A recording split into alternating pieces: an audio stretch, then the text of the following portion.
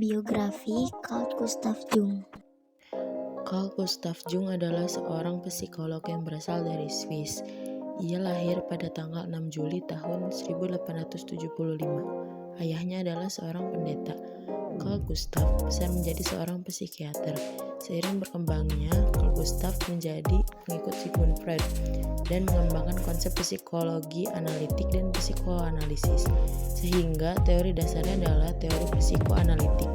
Namun kemudian, Carl Gustav yang memiliki konsep yang berbeda mengenai ketidaksetujuannya dengan konsep seksual yang dijelaskan oleh Sigmund Freud.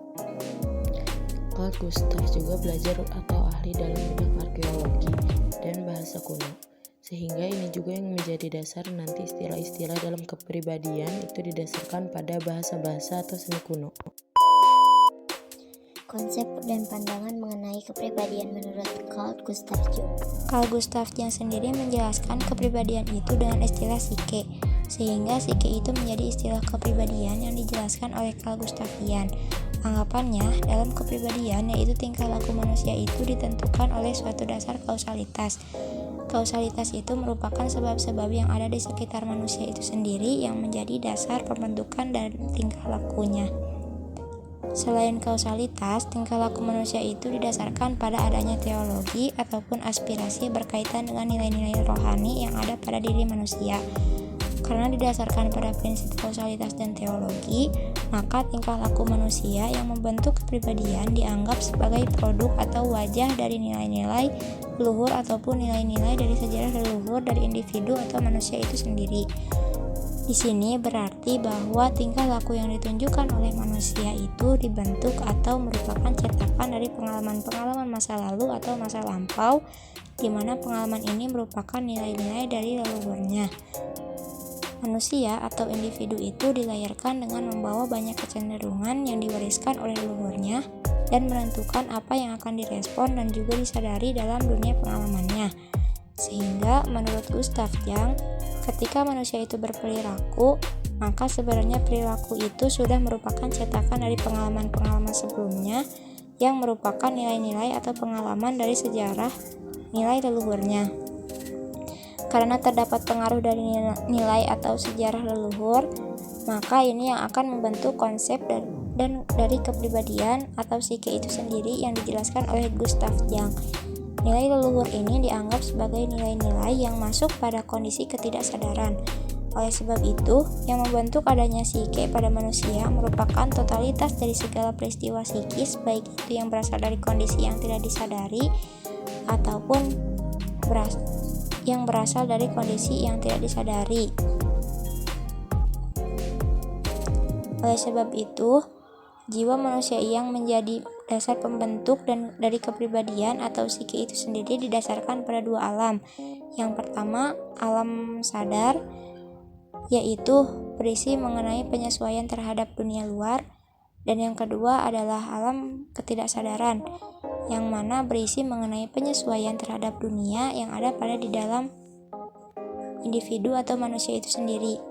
Kedua alam ini tidak hanya saling mengisi, akan tetapi saling berhubungan secara kompensatoris, yaitu ketika salah satu fungsi itu mengalami kendala, maka fungsi yang lain akan mengikatnya.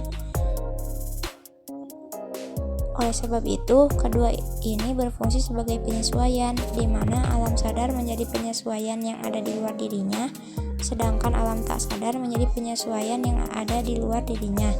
Selanjutnya, batas di antara dua alam tersebut, yaitu kesadaran dan tidak kesadaran ini tidaklah tetap, melainkan dapat diubah-ubah. Artinya, luas daerah kesadaran dan ketidaksadaran ini dapat bertambah ataupun juga dapat berkurang. Antara Sigmund Freud dan Carl Gustav Jung tentang alam bawah sadar. Menurut Sigmund Freud, ia menggambarkan ada 3 alam yang ada pada diri manusia. Yang paling besar itu adalah alam ketidaksadaran dan bawah sadar. Sedangkan yang terlihat itu merupakan alat kesadaran. Menurut Sigmund Freud, ia menggambarkan alam bawah sadar itu seperti gunung es. Kemudian, menurut Carl Gustav Jung, alam kesadaran dan ketidaksadaran ini digambarkan seperti lingkaran, yang mana bisa jadi luasnya sama antara alam kesadaran dan alam ketidaksadaran. Namun, ada kalanya alam kesadaran ini justru mendominasi sehingga luasnya lebih besar daripada alam kesadaran. Ataupun bisa sebaliknya, alam ketidaksadaranlah yang lebih luas sehingga luasnya akan lebih besar daripada alam bawah sadar. Ini dapat diartikan bahwa alam yang dijelaskan oleh Carl Gustav Jung menjadi pembentuk dari psyche yang ada pada tubuh manusia yang dapat berubah-ubah. Karena perilaku yang ditunjukkan pada manusia itu didasari oleh penyesuaian yang ada dalam dirinya, yaitu alam ketidaksadaran ataupun tingkah laku yang ditunjukkan manusia itu sendiri. Karena merupakan penyesuaian dari dunia luar yaitu alam kesadaran. Akan tetapi, Carl Gustav Jung juga menjelaskan bahwa dalam kenyataannya daerah kesadaran itu hanya merupakan sebagian kecil yang ada dalam alam kejiwaan atau alam yang mempengaruhi psyche itu sendiri. Kemudian, Carl Gustav Jung menggambarkan bagian yang paling terdalam dari diri manusia itu. Yang pertama ada ego, kemudian yang kedua ada alam bawah sadar, yang ketiga ada ingatan yang terlupa yang merupakan bagian yang paling besar yang ada di alam ketidaksadaran. Kemudian yang keempat merupakan kompleks yang terdesak yang juga ada di alam ketidaksadaran. Oleh sebab itu bisa dilihat bahwa yang membentuk tingkah laku manusia terdapat pada nomor 1 yaitu ego dan nomor 2 alam bawah sadar atau kondisi sadar yang merupakan kondisi yang dapat mempengaruhi kejiwaan atau psyche dari individu atau manusia itu sendiri. Macam-macam sistem dalam alam kesadaran dan juga alam ketidaksadaran. Menurut Carl Gustav Jung, dijelaskan alam kesadaran ini berisi ego dan alam ketidaksadaran berisi ketidaksadaran secara pribadi atau ketidaksadaran berupa ingatan yang ada pada dirinya sendiri. Sedangkan ketidaksadaran yang kedua adalah ketidaksadaran kolektif, di mana ketidaksadaran kolektif ini merupakan nilai-nilai sosial dari leluhurnya yang kemudian masuk dalam proses ingatannya secara turun-temurun, yang ada kalanya ketika sifatnya terdesak ini akan muncul pada kondisi tingkah laku dalam kehidupan nyata. Oleh Gustav Jung, hal ini dinamai arketipe. Jadi arketipe adalah pengalaman-pengalaman umum yang biasa dilalui oleh manusia yang dicatat dan diturunkan dalam bentuk kecenderungan untuk merespon secara emosional terhadap satu pengalaman tertentu. Nah, ada 8 jenis arketipe menurut Jung. Yang pertama adalah persona, yaitu sisi kepribadian yang menunjukkan pada topeng yang dipakai seseorang ketika sedang berinteraksi dengan dunia luar. Yang kedua ada shadow, bagian gelap dari sisi manusia, mewakili sifat-sifat yang tidak ingin kita akui tetapi berusaha untuk bersembunyi dari diri kita sendiri dan orang lain. Yang selanjutnya adalah anima. Sama seperti Freud, Jung percaya bahwa secara psikologis semua manusia itu biseksual dan memiliki sisi maskulin dan feminim. Anima dapat diartikan seorang laki-laki yang memiliki karakteristik maskulin sekaligus feminim. Yang selanjutnya adalah animus, seorang wanita yang memiliki karakteristik feminim sekaligus maskulin.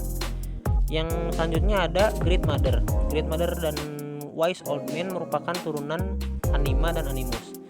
Setiap orang, laki-laki atau perempuan, memiliki pola dasar ibu yang hebat. Konsep ibu yang sudah ada sebelumnya selalu dikaitkan dengan perasaan positif dan negatif. Seperti Great Mother sebelumnya ada Wise Old Man. Arketipe ini mewakili kebijaksanaan dan pemaknaan hidup, menyimbolkan pengetahuan manusia akan misteri kehidupan.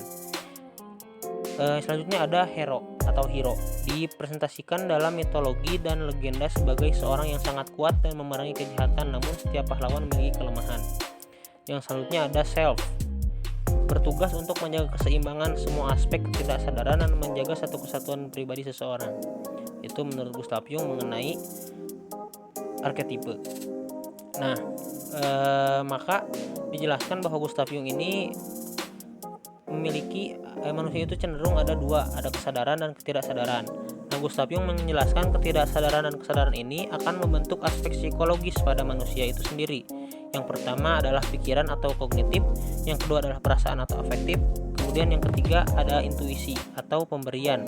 Ada proses intuisi yang turut membentuk perilaku, di mana ini digambarkan sebagai kepribadian dari fungsi psyche atau jiwa ini sendiri, kemudian akan membentuk sikap atau tingkah laku dari manusia atau individu itu sendiri Kemudian apakah manusia itu akan memiliki sikap atau sifat yang lebih ke arah introvert atau mengarah ke ekstrovert? Menurut Gustav Jung, yang introvert itu adalah gambaran sikap yang ditunjukkan oleh manusia yang lebih mengarahkan dirinya ke dalam gitu. Sedangkan ekstrovert adalah sebaliknya, ketika individu itu berperilaku lebih mengarahkan ketertarikan dunia luar.